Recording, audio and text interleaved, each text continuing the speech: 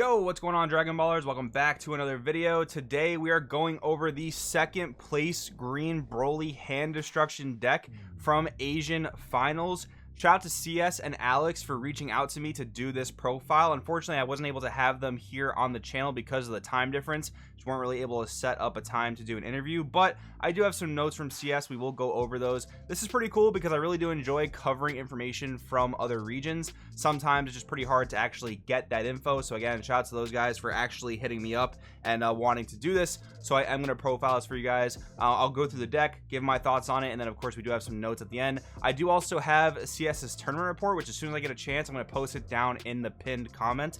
So kind of check back for that if you want to see the matchups you went through and whatnot. But anyways, we will go through this. If you're new here, of course subscribe. It will really help out the channel a lot, as well as using the TCG player link if you want to buy any of the cards for this deck. And this is a pretty unique one, so I can see a lot of you guys might want to actually go try it out. But anyways, if you guys don't remember what the leader does, activate main, choose one green Frieza army card with an energy cost of 1 from your deck and add it to your hand. Then shuffle your deck and negate this skill for the duration of the game. Kind of similar to Red Broly, where he searches a 1-drop red extra card. This searches your 1-drop Frieza army. So you basically always get that to your hand turn 1. Awaken your lights 4 or less, draw 1 card, then untap an energy and flip over. And on the back side, very unique leader. Permanent, if there are 2 or battle cards in play, you can't play battle cards. Auto sparking 7, when this card attacks, draw until you have 6 cards in your hand. So you really get rewarded for like either dumping your entire hand on a combo or using various discarding effects and then refueling your hand up to 6. Activate main once per turn, choose one of your battle cards, and one of your opponent's battle cards, KO the chosen card. So let's go through the main board. We're playing 4 copies of Zarbons. This is a very cheap blocker. It essentially is like a 1-drop blocker. Almost you can consider it from your hand. Like you play it from the drop area, but it does cost you 1 card from your hand discarded to play it. So that's why I kind of look at it as just being played as a 1-drop from your hand. But basically you block with it, your opponent pitches a card, so very good value defense. Then we have 3 copies of Cell's Earth Destroying Kamehameha. Again, same idea. Really solid defensively in terms of hand control here with the 4 Zarbon and the 3 Cell's Earth Destroying. So a lot of times, like if you're attacking into your opponent recklessly, maybe you're trying to like press them down for game or just, you know, attacking a draw card even, they have several ways to punish you for doing that, which is a pretty strong thing about a hand control deck. Like this is obviously a core card in Cell Surge. I've seen some lists playing Zarbon as well, which is actually a pretty cool tech in Cell Surge because you don't always have like a true turn 1 play, and having the leader ability to look top 5, then pitch this and then play it is kind of neat. But that's kind of like a side note I just thought about. 3 copies of Rosie, of course, super big staple in green hand control decks. I'm definitely curious to see more of the battle cards he plays though, because again, with the leader restriction, you can only have 2 battle cards in play once you're on the awakened side. I believe the way it works though is like if you're on the unawakened side and you flip over and you have more than 2 battle cards in play, I believe you get to keep all the battle cards you have in play. You just don't get to play new battle cards. So maybe there's like some sort of strategy with the deck where you're able to play a lot of battle cards in the front and then flip over. It doesn't really seem like this is the same type of Green Broly aggro that you may be used to seeing from like a set 6, set 7 days if you guys have been around the game that long. If you guys are much newer to the game, this entire deck concept might be pretty foreign to you. But even the way that CS is building the deck here is very different than how it got built back in the day. 4 copies of Dormant, of course, and this card's actually super cool in the deck again because like I mentioned before, you want to basically use as much of your hand as you possibly can so that you can attack with your leader and just refuel back up to 6. So that's a pretty effective way to use Dormant in my opinion. Then we have 4 copies of Bardock Unison. So obviously Green Broly came out way before Unisons came out, so putting Unisons in play is actually a pretty cool way to get around the leader restriction of only being able to have 2 battle cards in play. Obviously Unisons aren't battle cards, but they allow you to put more pressure onto the board while getting around that leader restriction, which is cool. We'll see if there are a bunch of 1-drops that he plays in order to pop this, but I could see that not even being a thing in this deck. I could definitely see a world where he just plays this to counter like a rival centric decks like Icarus, like Blue Yellow Soul Striker, maybe like Red Blue Launch, stuff like that. So this card just seems like solid for a generic green deck that doesn't really revolve around a specific type of Unison. Maybe we'll see Demigross somewhere in the list though, because I do think that would probably also be a good fit in a deck like this. 2 copies of Paragus Sacrifice. Very vital card for when this deck needed to play the Broly chain, because you got to pop your own guys in order to rank up your own chain. This deck doesn't really rely on the chain too much, but I can see Paragus still picking up some value here and there. 4 copies of Majin Buu Unadulterated Malice. So this is a pretty cool combo here. So basically you can negate with Buu and then you pitch a card obviously, but your leader will refuel that, kind of like Dormant, and then like going back into your opponent's next turn, the Boo is not really doing a whole lot. You're not really able to attack with it, especially if your opponent's awakened. You're not using the unit absorb effect, obviously, and it kind of just sits there on the board. So Paragus Sacrifice, amongst other things, can KO the Boo to at least get you a draw, which is kind of neat. Then we have 2 copies of Zarbon, Frieza's right-hand man. So it seems like this is really just a 1-drop that lets you search for the Unison, maybe search for a couple of your other Frieza armies like the Zarbon Cosmic Elite. So seems like a decent starter card for that reason.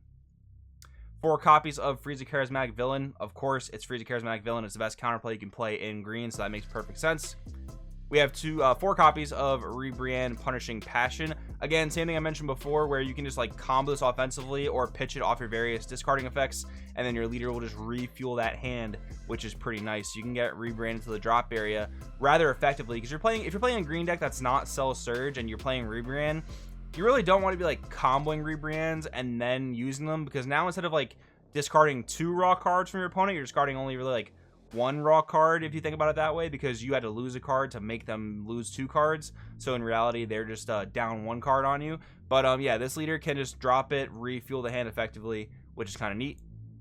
1 copy of Focus Breakthrough. I'm sure this is a very flexible card, like against Mecha Frieza or Bardock Riposte, for example, but also to counter your opponent's Deborah's Ritual at hand. This is a very good card to be able to do that with.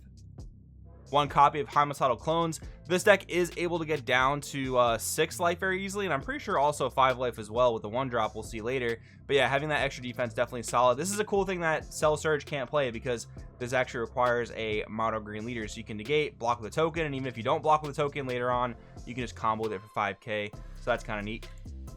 3 copies of Majin Buu Unadulterated Destruction. So this has got to be the big boss of the deck, basically getting to turn 5, playing this guy, making your opponent lose more cards, wiping their entire board, including their Unison. And now this guy's in rest mode, where if your opponent wants to attack, they have to attack him, which is obviously really tough for them to do. But this guy is kind of weak to non-KO removal. So you have warping with like Seeker ID. You also have like bounce removal for blue. Even some effects that negate skills like in yellow. So this guy does have his weaknesses, but I can see in a deck like this where you're putting a lot of pressure both on your opponent's life and their hand, where you play this guy and they just have like really limited options for being able to deal with it. Then we have 1 copy of Great Ape Primal Carnage. This is the SCR of choice. Pretty cool here. I think you could probably go with a lot of SCRs in this deck. I think Primal Carnage is solid because it gives you that KO basically during either player's turn for battle, which is nice. Pan, probably not a great option, and I guess also neither is Supreme Kai of Time, because your leader has the restriction of only playing 2 battle cards in the battle area once flipped, and those cards need to get played to get their max value, as where Primal Carnage pretty much just needs to be comboed. So maybe Heroine's Lineage is a decent replacement as well, maybe if you're playing a bit more on a budget, but Primal Carnage being on color and just KOing anything ignoring barrier instead of only being able to steal 7 or less is probably pretty relevant. Then we have 2 copies of Broly Unrealized Ambition. So this is the 1-drop you can search with the leader. I'll give it a quick read because it's probably been a long time since any of us have seen this card. Auto, when this card's played from your hand, if your leader's a green Frieza army, choose 2 cards in your life, add them to your hand. Auto, when this card is removed from your battle area by a skill or KO'd. If your leader card's a green Frieza army, choose 1 or 2 cards from your life, add them to your hand. Then choose 1 green Broly BR when energy costs of 4 or less and play it. So that was the original way you would actually rank up your Broly chain in this deck, but it seems like in this build it's just a self-awakening tool, which is pretty cool. You grab it with your leader effect on Awaken, play it for 1, take 2 life, then you have Paragus Sacrifice and some other cards to pop it off, and then take the rest of your life if you want to go down to 4 and flip over. Otherwise, you can just take some damage, and then you have Homicidal Clones live, or just taking damage naturally down to 4, because a lot of leaders have to attack you to draw cards. 4 copies of Paragus Deadly Premonition. Again, I'll give it a read. So when this card's played from your hand, look at the top 5 cards of your deck, add up to 1 Broly BR among them, and then shuffle your deck. Auto, when this card's removed from battle area by a skill, if your leader card's a green Frieza army, choose 1 of your green energy and switch it to active mode. So as far as Broly's go in the deck, there's not really many except for the Broly Unrealized Ambition. So I am a little bit curious as to why we're playing Paragus Deadly Premonition. Maybe it's more so for the untapping effect, but in that case, you really just be playing it for 1 and not consistently searching unless there's something that I'm missing here. That might be the case for sure, but yeah, that is a 4 of in the deck. And then the final card, we have 4 copies of Android 18 Bionic Blitz. This is our super combo of choice. So before we go over the sideboard, I am going to read CS's notes about the main deck. So he says the win condition is hand control, abusing cards with strong effects that are usually balanced with the drawback of going minus, which is negated by this leader ability since you can always refresh your hand to 6. So I like that line of logic there a lot. Like I was talking about, using Dormant, you know, essentially pitching 2 cards and then refilling your hand, using Boo, pitching 2 cards, refueling your hand. Pretty cool concept. 4 Dormant, 4 Boo for anti-aggro, 3 Boo unadulterated destruction, pesky stuff removal, mainly blue unisons he notes here, which also discards 2 cards from their hand. 2 Broly unrealized ambition to self-awaken with the help of either Bardock or Paragus Sacrifice. Oh, that's right, yeah, Bardock can pop the 1-drop, make them pitch a card and awaken yourself, which is a pretty cool interaction. 4 Paragus Premonition, use this with either Bardock Unison or leader ability to KO something, making this card a 0 energy, discard 1, or KO an opponent's card. Interesting. Top 5 search for Broly is relevant. Okay, so that's what he lists there. Although I can see, like, you know, you're playing a card that makes them pitch 1, so like you're trading a card 1 for 1, which in some scenarios can be fine. Trading a card 1 for 1 is a good scenario if your opponent is equal or less than you in cards. But if your opponent's ahead of you in cards, you don't want to be trading 1 for 1 because it pressures them a lot less, right? But anyways, 4 Android 18 super combo, 0 energy hand destruction, basically capable of bankrupting your opponent on turn 3-4 if you see a few of these in your hand early game. 4 Zarbon Cosmic Elite, blocker, pairs well with Dormant, true. Can use as on-demand body for a leader to KO something while continuing to discard opponent. True, because I believe if Zarbon leaves the board in any way, your opponent is pitching a card, even if you yourself KO it. So that's a pretty cool interaction. And then 4 Bardock Unison helps to sack Broly Self-Awaken. Very irritating auto, can remove key cards in combo area. Very true as well. So we will go over and check out CS's sideboard. So we have an extra copy of Rosie. I'm assuming for like blue matchups where it's just extra relevant, just like games that are probably going to go longer, grindier, maybe even like a rogue Black Hatchiak, for example. 2 copies of Fused Zamasu Deity's Wrath. I can see this being relevant for removal heavy decks like blue, maybe even black with Overwhelm. So that seems pretty cool there. 3 copies of Urgent Aid Kami, obviously for Soul Striker, and maybe even the rogue Golden Frieza. Another Focus Breakthrough, probably to counter Robotic Riposte again, counter Debor Ritual at hand. Another Homicidal Clones, probably for aggro matchups if I had to guess. 3 Dark Power Black Mass Sand, again countering that Debor Ritual at hand, because you got to take the same philosophy as Cell Surge basically, where that's a card that a lot of people are sideboarding because they're afraid of Cell Surge, so you want to have an answer to it in your own sideboard for playing a different green hand control deck as well. 2 Machika Bor, the Broken Seal, probably for Gogeta Xeno if I had to guess, but really you can decide to send against a lot of linear strategies that just revolve around like a certain boss monster, like Invoker, for example. And then 2 copies of Super 17 Power Distilled. This is a pretty cool one. You get to play it for 4 as long as you have, I believe, 10 cards in the drop area.